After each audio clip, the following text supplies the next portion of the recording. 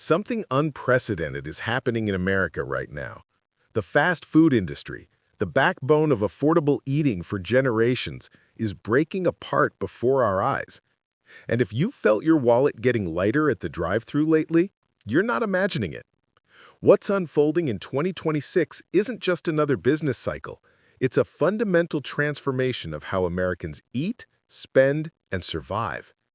If you want to understand where your favorite chains are headed and why your combo meal suddenly costs as much as a sit-down dinner, hit that subscribe button now, because we're diving deep into the stories the industry doesn't want you to hear.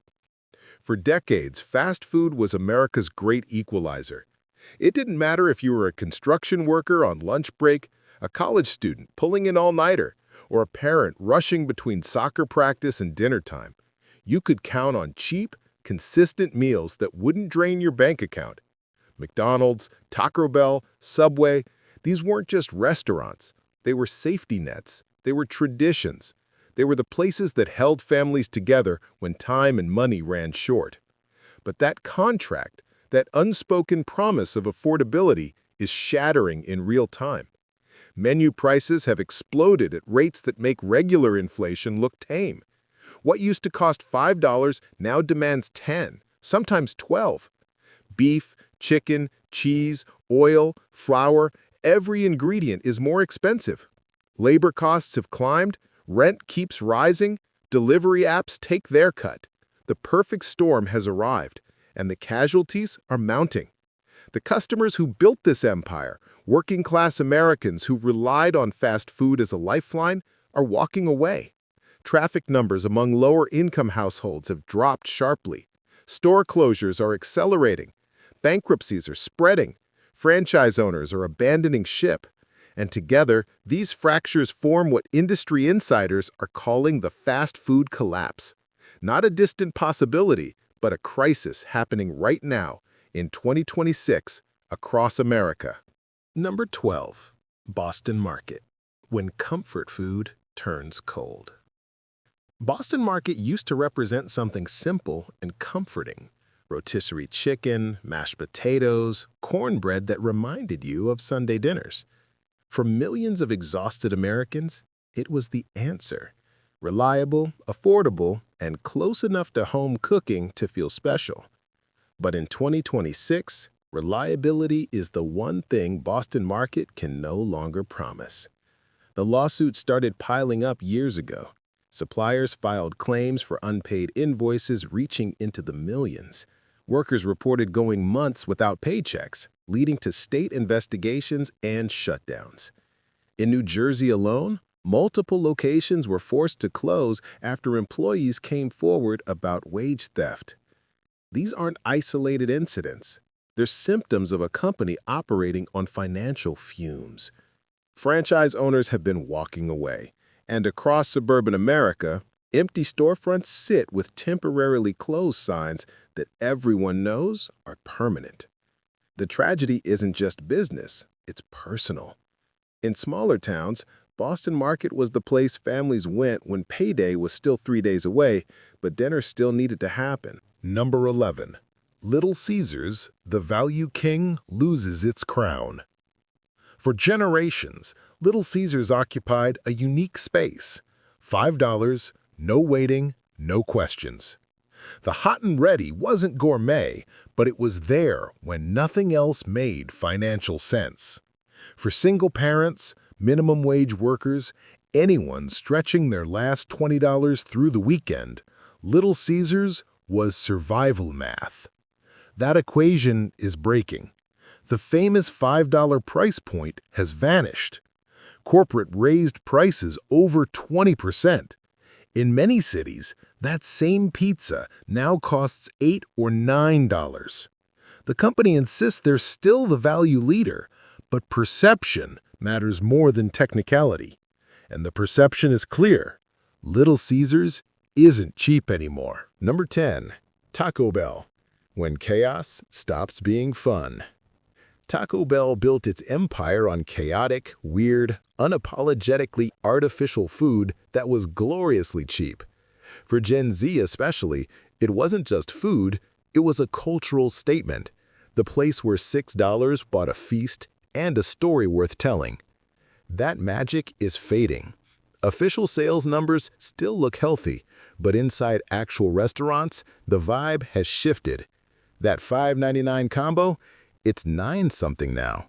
The cravings menu has shrunk, and young customers are posting their receipts online with genuine shock.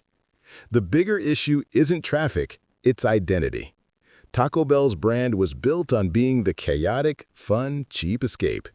Take away the cheap part, and what remains? Just chaotic and fun, which isn't enough when grocery store burritos cost half as much. Franchise owners acknowledge the pressure privately. Even during decent sales periods, margins have thinned dramatically. And college towns where Taco Bell once dominated late-night traffic, the energy has cooled. Students still love the brand. They just can't afford to show it as often. Number 9. Popeyes. The hype has left the building. Remember 2019? The chicken sandwich wars turned Popeyes into a cultural phenomenon.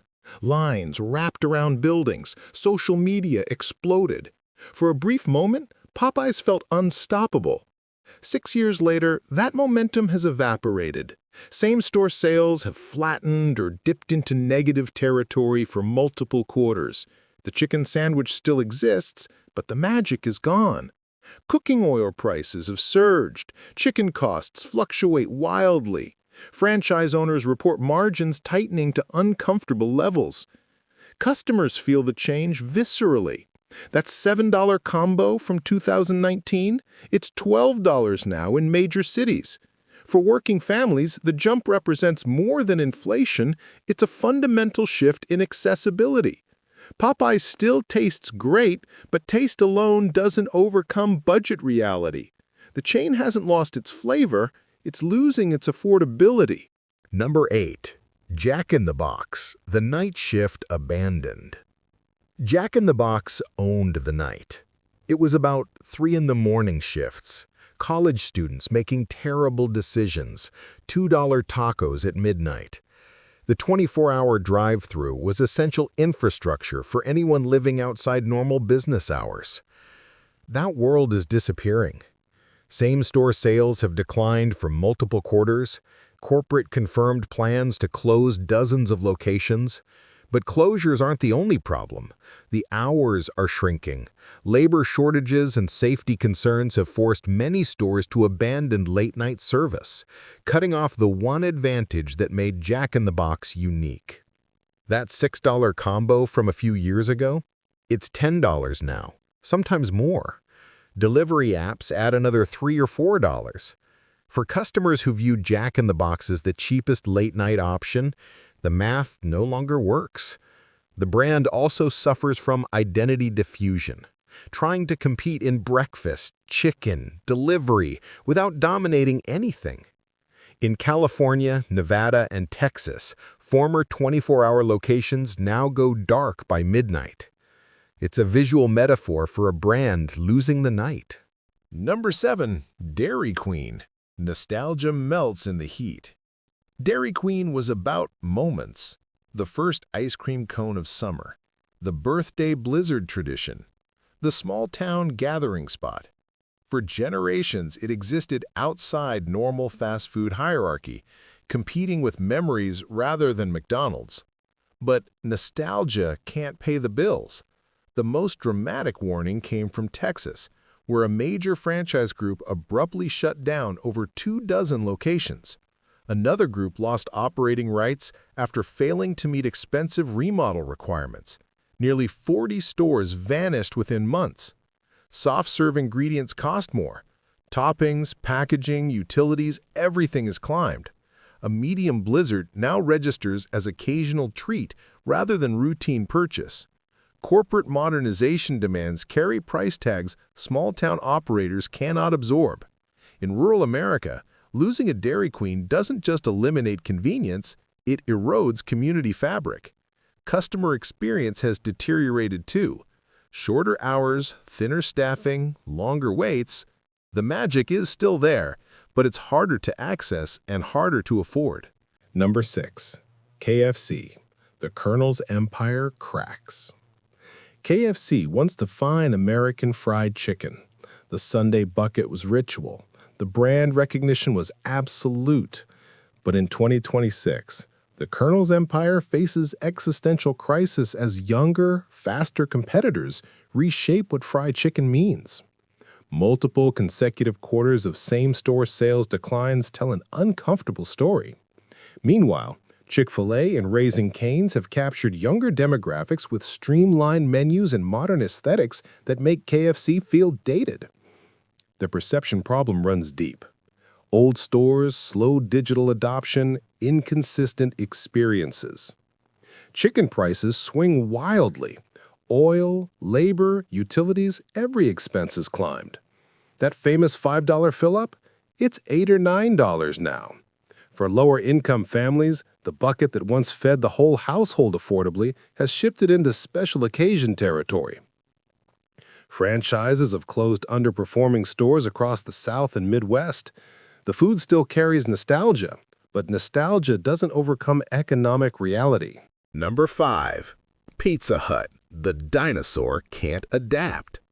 Pizza Hut wasn't always just pizza. It was the red roof, the salad bar, the arcade games, the birthday parties that defined childhoods. For decades, it represented a destination, not just a transaction. But that model is dying in a world that orders from smartphones. Multiple consecutive quarters of sales declines in the United States. Globally worse, markets like the UK and Japan saw waves of closures. Corporate acknowledged entering a reset phase, which means serious trouble. The core problem is structural. Pizza Hut built big buildings with big overhead. Modern pizza economics revolve around efficiency, low overhead, fast delivery, seamless digital ordering. Competitors like Domino's mastered this years ago. Pizza Hut's larger footprint has become a financial anchor. That $10 pan pizza deal? It's $17 now, before delivery fees. Portions feel smaller, quality feels inconsistent. Franchise owners face impossible choices: remodel and drown in debt, or maintain aging stores and watch customers leave. Pizza Hut isn't dying because it makes bad pizza. It's dying because it's a dinosaur in an ecosystem that evolved without it. Number 4. Subway, the giant that collapsed. Subway's story is almost mythical. At its peak, the chain operated more locations than McDonald's, Starbucks, and Taco Bell combined. Over 27,000 stores in the United States. Every gas station, every strip mall seemed to have one. The footprint was staggering. That empire has crumbled. Over the past several years, Subway closed roughly 2,600 U.S. locations, pushing the count below 20,000 for the first time in decades. Franchise operators, squeezed by rising rents and expensive remodel requirements, simply walked away. Many locations sit dark behind faded awnings. The brand identity crisis cuts deeper. Subway marketed itself as healthier and more affordable, but that positioning evaporated. A footlong that hovered around $5 now costs $10 or more. Younger consumers prefer competitors with fresher ingredients: Jersey Mike's, Firehouse Subs, local shops. High employee turnover creates inconsistent experiences. Long-standing criticism about quality and cleanliness has never been resolved. Subway's massive footprint transformed from advantage into liability. What remains is something smaller, weaker, and far less certain about its place in American culture. Number 3. Burger King, the flame-grilled fall. Burger King carried specific swagger for decades, the confident underdog that dared to go flame-grilled. Have it your way was an attitude. For millions, Burger King represented rebellion. That confidence curdled into crisis. Multiple major franchise groups filed bankruptcy, triggering closures across Ohio, Michigan, Florida. Corporate acknowledged plans to shut down up to 400 locations. Rising beef prices, climbing labor costs, expensive upgrades pushed margins beyond sustainability. That affordable Whopper combo, famously around $6, now pushes into double digits. Diners report smaller portions, inconsistent quality, painfully slow service. Traffic among lower-income customers has thinned. National market share hit its lowest point in decades. While McDonald's modernizes and Wendy's leans into digital innovation, Burger King struggles with vastly different store conditions. Some feel modern, others look untouched since the 1990s. Dim lighting, dated decor, broken equipment. The inconsistency projects a company stuck in time, fighting battles on too many fronts without resources to win any. Number 2. Wendy's. The honest middle child struggles. Wendy's occupied unique psychological space. It wasn't biggest or fussiest, but it carried trustworthiness. Fresh beef not frozen, square patties, straightforward pricing. Wendy's was the chain you went to when you wanted fast food that felt slightly more honest. That trust is being tested. Corporate confirmed sweeping closures, roughly 240 U.S. locations shut down since 2024, with projections suggesting another 200 to 300 could disappear before end of 2025. Beef prices climbed sharply. Corporate tech upgrades carry heavy costs many operators cannot absorb. The famous 4 for $4 deal now sits closer to $8 in many cities. A Frosty, once 99 cents, has doubled in price. For working families, Wendy's no longer feels affordable. Younger diners complain about inconsistency, shrinking burgers, soggy fries, longer waits from understaffed kitchens. Wendy's still has strong branding. The social media presence remains sharp. Loyal customers defend it passionately, but brand strength doesn't overcome financial reality. With traffic declining among lower-income customers and operating costs rising, Wendy's enters the most difficult chapter in its modern history. Number 1. McDonald's. Even giants fall. McDonald's was supposed to be untouchable, the recession-proof empire. For decades, those golden arches stayed lit. McDonald's wasn't just a restaurant, it was infrastructure, childhood memories, the one place you could always count on. But in 2026, even this powerhouse shows cracks that seemed impossible a decade ago. Between 2019 and 2024, menu prices rose roughly 40%, far outpacing inflation. A Big Mac that averaged just over $4 now lands significantly higher. Combo meals regularly cross double digits before tax. The traffic numbers tell the real story. Visits from lower-income customers have fallen noticeably, approaching double-digit declines. McDonald's is slowly transforming from working-class staple into middle-class convenience. That transformation represents a fundamental betrayal of the brand's original promise. New digital kiosks, app-only deals, AI drive-through systems create efficiency on paper, but many older customers find the process confusing or impersonal. Franchise owners face brutal economics, rising wages, higher rents, delivery app commissions, mandatory six-figure remodels. Then there's the 2024 E. coli incident, damaging trust in ways earnings reports can't capture. What makes McDonald's position symbolically powerful is what it represents. If the chain that built American fast food, that defined childhood for multiple generations, can struggle under today's economic weight, then no brand is truly safe. The golden arches were supposed to be permanent. Discovering they're not changes everything. McDonald's isn't disappearing, but it's shrinking in the ways that matter most: cultural relevance, customer loyalty, trust among communities it once served most faithfully. And that erosion might be the most significant collapse of all. The reckoning. What we're witnessing isn't just 12 struggling chains. It's the fundamental transformation of American eating habits, driven by economics fast food was never designed to withstand. Rising ingredient costs, higher wages, delivery app fees, and a customer base stretched beyond breaking have converged to dismantle the industry's core promise. Fast food was supposed to be the floor, the absolute baseline, the option that always existed no matter how tight money got. But when combo meals cost what sit-down restaurants charged a decade ago, that floor has collapsed. This isn't the end of fast food, but it is a reckoning, a moment where value matters more than nostalgia, where trust matters more than branding, where even century-old empires must adapt or accept irrelevance. The chains that survive won't be the ones with most locations or biggest marketing budgets.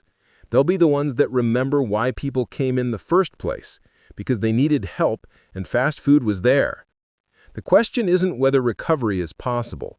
It's whether these chains remember what they're supposed to be recovering to, and whether the America they return to will still want what they're selling.